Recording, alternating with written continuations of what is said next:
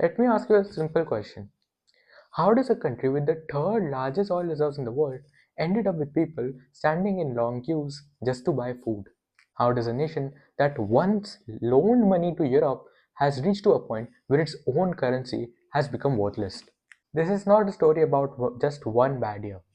This is a story explaining how decisions, greed, and power led to the destructions of one of the richest countries on this planet.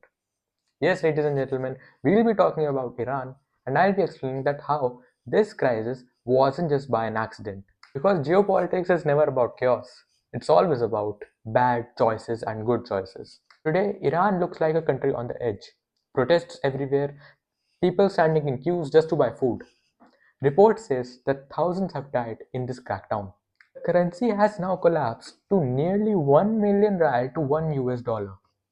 And now half of the, no, not even half, 80 to 90% of the population of Iran now lives in poverty. Can you even imagine this? But we can't deny the fact again that this was the same country that used to lend money to European countries like UK and France. So now, ladies and gentlemen, here comes a $1 trillion question, that what were the series of events that led to the destruction of Iran? How did one of the richest nations on the earth become this poor? To understand this change, we have to go back to the moment where everything changed. And this moment was 1979. In that particular year, three decisions changed everything. First, a religious revolution overthrew the American-backed leader of Iran in 1979. Second, the new regime nationalized Iran's oil and kicked out all of the US companies out of Iran. Venezuela also made the same mistake. And number three, the US embassy hostage crisis lasted for up to 444 days. From that moment, America stopped being a partner and became a permanent enemy of Iran. Sanctions followed, and Iran's economy slowly began suffocating. But here's the mistake that most of the people make, they blame everything on sanctions. So, did sanctions hurt Iran? Yes, they did, but they didn't exactly lead to the collapse of the Iran's economy. Something else did. The real damage came from what the regime did inside the country. They seized billions of assets from the old elite, and instead of handing it over to the public, they gave it to a secretive foundation called Bunyats. Officially, these were just charities, but in reality, they became untouchable business empires loyal to only one supreme leader. And this is where Iran made its most dangerous internal decision, created institutions that were powerful and untouchable. These foundations destroyed Iran's economy in three ways. First, competition died. Private businesses paid costs and paid taxes, but bunyads paid almost nothing.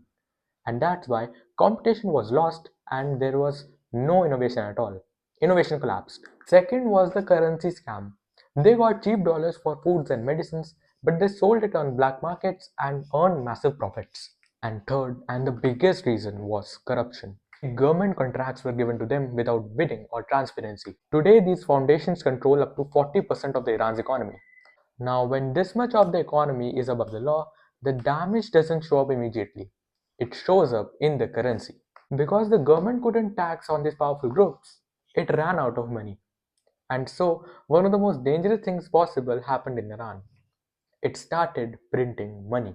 Inflation exploded and the rial collapsed. In 1979, $1 was worth 70 rials, and by 2026, as you all know, $1 is now worth 1.45 million rials. With the rials collapsing and the sanctions tightening, Iran had only one option left: survival.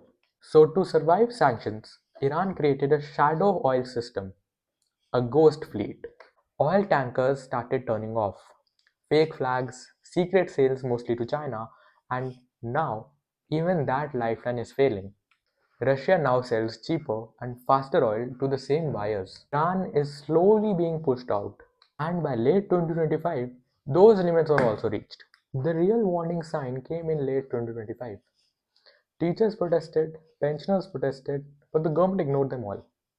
But when the Tehran Grand Bazaar went on strike, the government couldn't ignore them. After that, everything was changed. These merchants funded 1979 revolution. For 45 years, they supported the regime. Now even they can't trade.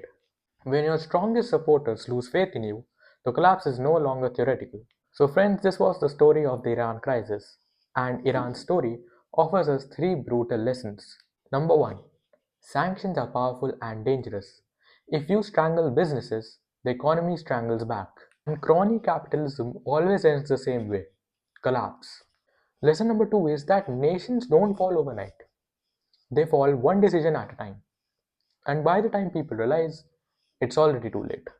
Lesson number three, and here's the most important thing to understand for all of us. Iran didn't collapse because it lacked oil, or Iran didn't collapse because it lacked people with talent. It collapsed because power was protected, the competition was killed, and corruption was meant to grow freely without any limits. And this is not just Iran's story.